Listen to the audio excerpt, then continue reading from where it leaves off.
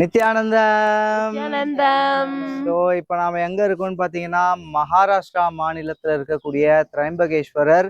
இது வந்து 12 ஜோதிர்லிங்கத்தில் ஒன்றான ஜோதிர்லிங்கத்தில் இங்கே திரைம்பகேஸ்வரர் அங்கே தான் இருக்கும். இது வந்து பார்த்தீங்கன்னா இங்கே தான் நாங்கள் ஸ்டே பண்ணியிருக்கிற இடம். இது வந்து கஜானன் சொல்லக்கூடிய மகாராஜோடைய மடம் சார்ந்த ஸ்டேவும் இங்கே இருக்குது. கிட்டத்தட்ட மகாராஷ்டிராவில் வந்ததுலேருந்து கஜானன் மகாராஜ் தான் எங்களுக்கு தங்க இடம் கொடுத்துட்ருக்காரு கண்டினியூவாக. கம்மியான காஸ்ட்டில் ரொம்ப அற்புதமான ஸ்டே. ஸோ எங்களுக்கு ரொம்ப பிடிச்சி விரும்பி தங்கியிருக்கோம் இங்கே.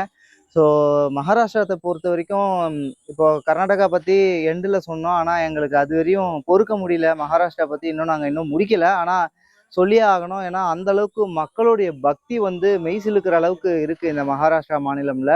என்னன்னா சின்ன சின்ன குழந்தைகள் கூட நாங்கள் பாதுகை எடுத்துக்கிட்டு மூர்த்தி எடுத்துகிட்டு நடக்கும்போது குழந்தைங்க வந்து அம்மா அப்பா சொல்லி கொடுக்காமலேயே தன்னாலேயே வந்து அவங்க பாதுகையை தொட்டு நமஸ்காரம் பண்ணுறாங்க. அண்ட் அது மட்டும் அந்த மாதிரி வந்து சின்னவங்கள்லேருந்து பெரியவங்க வரைக்கும் வந்து பார்த்திங்கன்னா எல்லாருமே குருமார்களை மதிக்கிறாங்க. அண்ட் நாங்கள் வந்து பார்த்திங்கன்னா பாதுகையும் மூர்த்தியும் எடுத்துகிட்டு கோவிலெலாம் போகும்போது வந்து பார்த்திங்கன்னா அவங்களாவே வந்து தட்சணை வைக்கிறதும் பூ மாலைகள் கொடுக்கறதும் பிரசாதங்கள் கொடுக்கறதும் தேங்காய் அந்த மாதிரி நிறைய விஷயங்கள் அவங்ககிட்ட என்ன இருக்கோ அதை ஆஃபர் பண்ணிட்டு அதுக்கப்புறம் விசாரிப்பாங்க எங்கேருந்து வரீங்க, சுவாமி யாரு அப்படின்றதெல்லாம் விசாரிச்சிருக்காங்க. ஸோ அந்த மாதிரி முதல்ல அவங்களுடைய பக்தியை செலுத்திட்டு தான் எங்ககிட்ட அவங்க விசாரிக்கவே ஆரம்பிச்சாங்க. அந்த அளவுக்கு ரொம்ப பக்தியோட இருக்கிறாங்க. ஸோ இது எனக்கு ரொம்ப இந்த மகாராஷ்டிரால நான் ரொம்ப வியந்து பார்த்த ஒரு விஷயம்.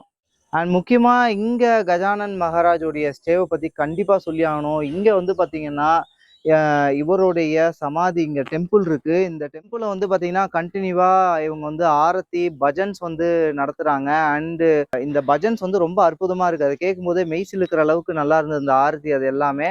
அண்ட் இது எல்லாமே ஃபுல் அண்ட் ஃபுல் மார்பிளில் கட்டியிருக்காங்க. இது எல்லாமே ட்ரஸ்ட் பேஸ் பண்ணி அவங்க பண்ணிட்டு இருக்காங்க.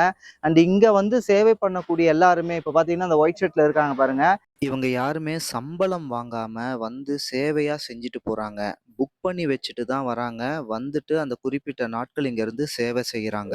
மிகப்பெரிய சேவை அவங்க செய்யறது. ஏன்னா வரக்கூடிய பக்தர்களுக்கு எல்லாமே அவங்க வந்து இருந்து இந்த இடத்த பாத்தீங்கன்னாலே தெரியும் எவ்வளவு சுத்தமா இருக்கு பாருங்க இந்த இடம். அவ்வளோ ஒவ்வொரு டெய்லியுமே செடிங்களுக்கு தண்ணி விடுறாங்க. அண்ட் செடியை கட் பண்றாங்க. வர குப்பைகளை வந்து பெருக்கி எடுத்து மெயின்டைன் பண்றாங்க. ஸோ எல்லாமே சம்பளத்துக்கு இல்லாம சேவையா பண்றாங்க. இது ஆரம்பத்துலேருந்து பண்டர்பூர்லேயும் அங்கே தான் தங்கணும். அண்டு புனேலையும் அங்கே தங்கியிருக்கோம். அண்டு அகைன் இங்கேயும் வந்து நாசிக் பக்கத்தில் இருக்கக்கூடிய திரம்பகேஸ்வரர்லையும் இங்கே நாங்கள் தங்கியிருக்கோம். ஸோ 3 இடமே வந்து பார்த்திங்கன்னா ரொம்ப ஃபென்டாஸ்டிக்காக இருந்தது. ஸோ இது எனக்கு ரொம்ப பிடிச்ச ஒரு இடமா எங்களுக்கு மாறிடுச்சு. நித்யானந்தம், நீங்களும் பரிவராஜ யாத்திரைக்கு வர விரும்புறீங்களா? ஆனா உங்களால வர முடியலையா? நீங்களும் பாகமா இருக்க விரும்புறீங்களா? எங்களுக்கு பிக்ஷா அளிக்கிறது மூலிமா நீங்கள் இதில் பாகமாக இருக்கலாம். இந்த வீடியோ கீழே நித்யானந்தம்னு டைப் பண்ணுங்க. நாங்க உங்களை தொடர்பு கொள்றோம். பகவதி தேவி பிக்ஷா தேகி. பரிவ்ராஜக யாத்திரை 1 வருடத்தில் உங்கள் வாழ்க்கையை மாற்றிக்கொள்ள பதிவு செய்யுங்கள்.